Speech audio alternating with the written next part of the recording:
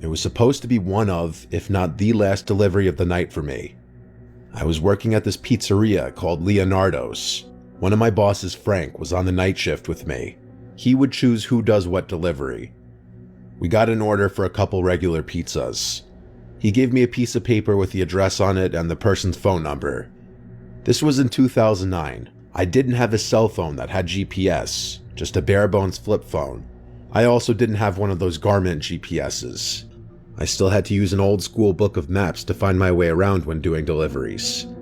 The name of the street that this house I was doing my last delivery for was something along the lines of Willows Road. I can't remember the house number, nor do I remember the name given for the order, but I do remember having the hardest time finding the place. It was in this really rural town with nothing but woods, farmland, and more woods. The lack of streetlights also didn't help. I had to pull over a few times and turn on the interior lights as I checked the map again. It was a very stress-inducing situation whenever I couldn't find a house. I was on a very quiet, dark, and confusing road when I decided to just call the number on the paper my boss gave me. The phone rang a bunch of times. It seemed that there was no answering machine set up to it. It had to have rung about 10 times before someone picked up, and I waited for someone to say hello. When no one did, I said it, and then a voice on the other end said it back. It was a low, deep, yet soft voice. I said, "This is the pizza guy. I'm just having a hard time finding your place." He explained that his driveway was easy to miss and looks like just a dirt trail. He talked in a very slow, monotone voice as he described the surroundings of his driveway to help me find it, and eventually I did.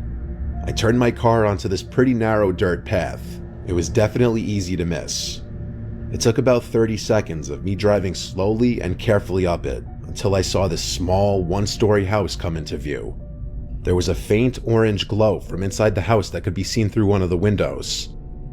I parked my car next to the only other vehicle in sight, this jalopy of the pickup truck.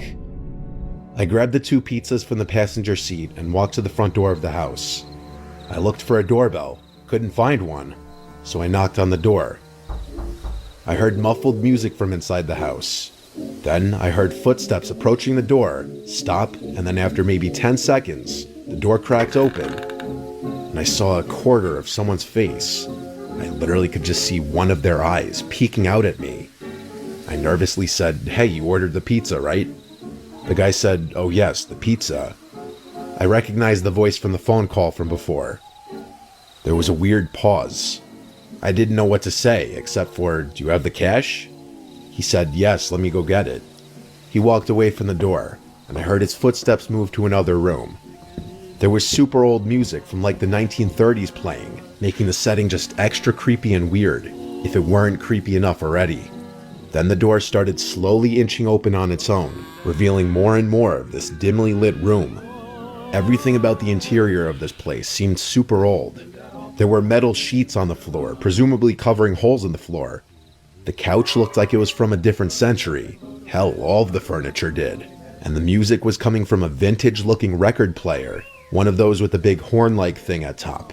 That's all I could see at first from just sneaking a nosy peek inside the place. But what really was off-putting was the smell. It smelled like death in there. I waited respectfully for the guy to come back with the money, from wherever he went. When enough time passed that I felt like it was getting weird, I knocked on the open door, took a peek inside, and said, "Sir?"